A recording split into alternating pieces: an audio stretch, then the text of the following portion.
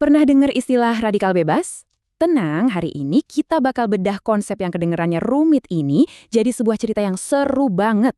Lengkap dengan tokoh penjahat, pahlawan, dan efek domino yang terjadi di dalam tubuh kita. Yuk kita mulai petualangannya. Pasti sering dengar kan?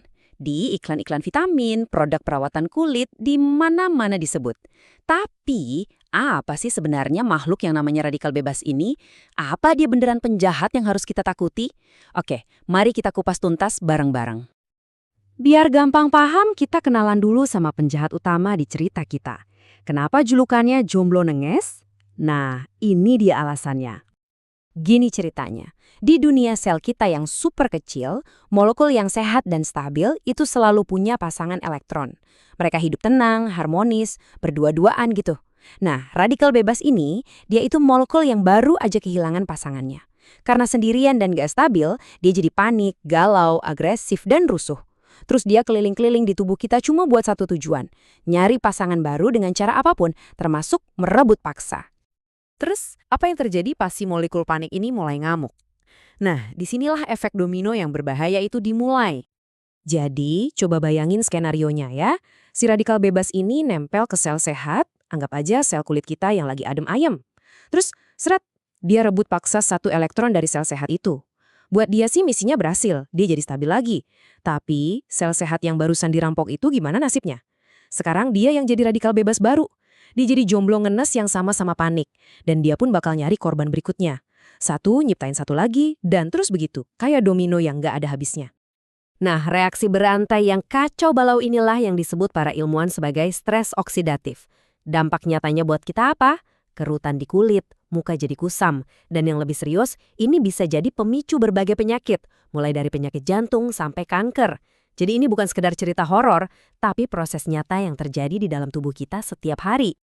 Pertanyaannya, dari mana sih datangnya para perusuh ini? Sebenarnya tubuh kita juga memproduksi mereka secara alami. Tapi masalahnya, muncul kalau pasokan dari luar itu, wah membludak. Yuk kita intip siapa aja biang keroknya. Ini dia daftar tersangka utamanya. Asap rokok itu udah kayak pabrik radikal bebas berjalan. Stres pikiran yang gak kelar-kelar, begadang, bahkan makanan favorit kita, gorengan, yang pakai minyak jelantah yang udah itul itu loh. Nah, itu semua adalah sumber yang bikin tubuh kita kebanjiran molekul-molekul perusak ini. Nah, ini bagian yang keren banget. Gimana caranya stres di pikiran bisa berubah jadi kerusakan fisik di sel? Gini alurnya. Waktu kamu stres, otak langsung teriak, bahaya. Tubuh langsung ngebanjirin diri sendiri pakai hormon perang. Perintah ini nyampe ke setiap sel, maksa mesin di dalamnya namanya mitokondria buat kerja lembur gila-gilaan. Kamu tahu kan mesin kalau dipaksa ngebut terus-terusan knalpotnya gimana? Ngebul kan? Nah, asap knalpot inilah radikal bebas. Jadi ungkapan makan hati itu ya emang beneran secara harfiah merusak tubuh dari dalam.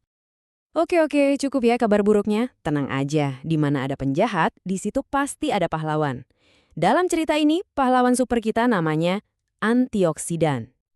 Kalau tadi radikal bebas itu perampok yang agresif, antioksidan ini kebalikannya. Dia itu seorang dermawan yang kaya raya, sabar, dan baik hati. Dia punya banyak banget elektron cadangan. Jadi pas ketemu radikal bebas yang lagi panik itu, si antioksidan dengan santainya bilang, udah jangan panik, nih aku kasih satu elektron buat kamu. Dia menetralkan si perusuh tanpa perlu ikut-ikutan jadi jahat. Keren kan? Slide ini nunjukin jelas banget bedanya. Yang satu mencuri, yang satu memberi. Yang satu memulai kekacauan, yang satunya lagi membawa kedamaian. Inilah pertempuran abadi yang terjadi di dalam tubuh kita setiap detiknya. Makanya, poin krusialnya cuma satu. Kita harus mastiin pasukan pahlawan kita, si antioksidan ini, jumlahnya selalu lebih banyak dari pasukan penjahat. Lantas, gimana caranya kita merekrut lebih banyak pahlawan antioksidan ini? Tenang, sumbernya ada di mana-mana di sekitar kita kok. Yuk kita cari jodoh terbaik untuk sel-sel tubuh kita. Kamu nggak perlu beli buah-buahan impor yang mahal-mahal. Indonesia itu surganya antioksidan. Jambu biji itu vitamin C-nya jauh lebih tinggi dari jeruk loh.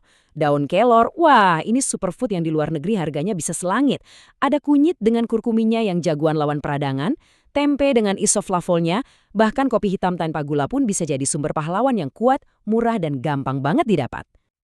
Oke, selain dari makanan, ada satu cara lagi yang mungkin kedengerannya agak aneh, tapi sangat masuk akal secara ilmiah. Dan yang paling penting, ini gratis. Siap? Jawabannya ada tepat di bawah telapak kaki kita. Konsepnya tuh simple banget sebenarnya. Tubuh kita yang penuh radikal bebas itu ibaratnya punya kelebihan muatan listrik positif. Sementara planet bumi tempat kita berpijak ini, itu adalah gudang raksasa muatan negatif alias elektron bebas. Nah, saat kita jalan tanpa alas kaki atau nyeker, di rumput atau di tanah, terjadi transfer. Elektron dari bumi mengalir masuk ke tubuh kita, lalu ketemu sama radikal bebas dan langsung menetralkannya. Ini kayak kita lagi nge-charge ulang pasukan antioksidan kita langsung dari alam. Sebagai penutup, coba deh kita lihat lagi si penjahat ini dari sudut pandang yang berbeda. Mungkin dia bukanlah penjahat yang murni jahat, dia hanyalah molekul yang lagi nggak seimbang, yang secara putus asa berusaha mengikuti hukum alam untuk kembali berpasangan. Jadi, tugas kita bukanlah memusnahkannya, tapi membantunya menemukan keseimbangan dengan menyediakan pasangan yang tepat. Baik itu lewat makanan yang kita konsumsi maupun dari koneksi kita dengan bumi. Sebuah pemikiran yang menarik, bukan?